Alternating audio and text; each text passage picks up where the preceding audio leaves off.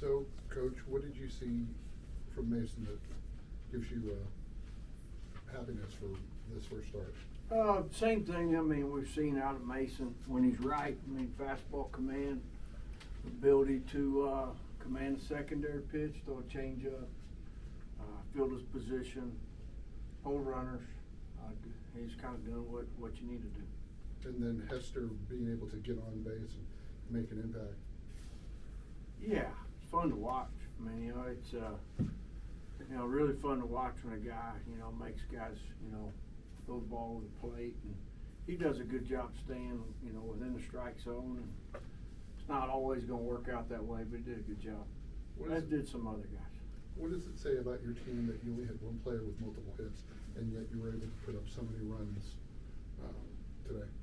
Yeah, I mean, baseball's interesting, isn't it, sometimes?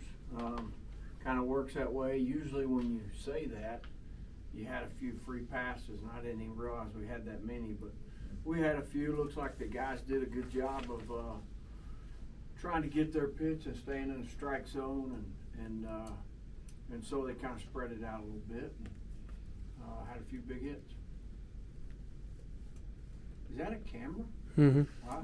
Man, holy cow, it's tiny. What, how much, I don't know if pressure is the right word, but how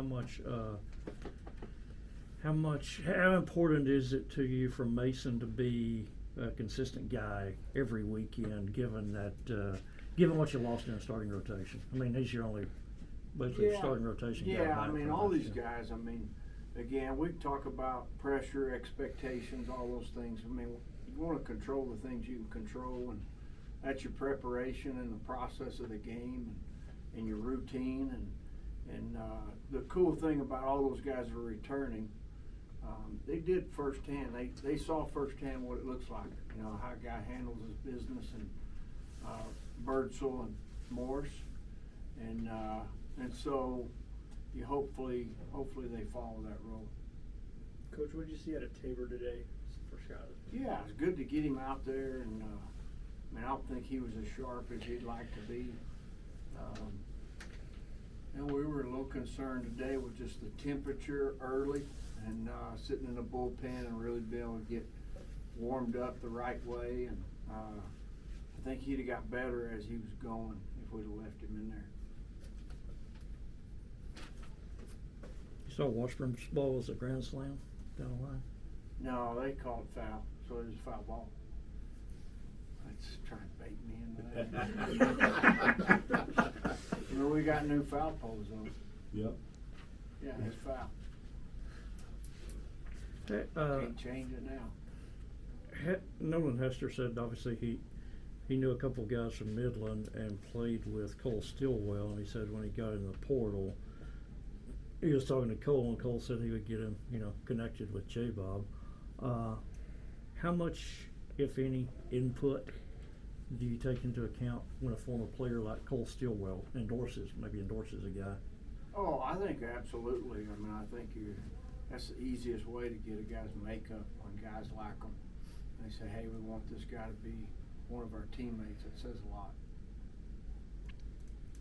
We want Bo to just go out and do his thing and pitch and have fun and stick with the process and, just go out and have fun and execute pitches.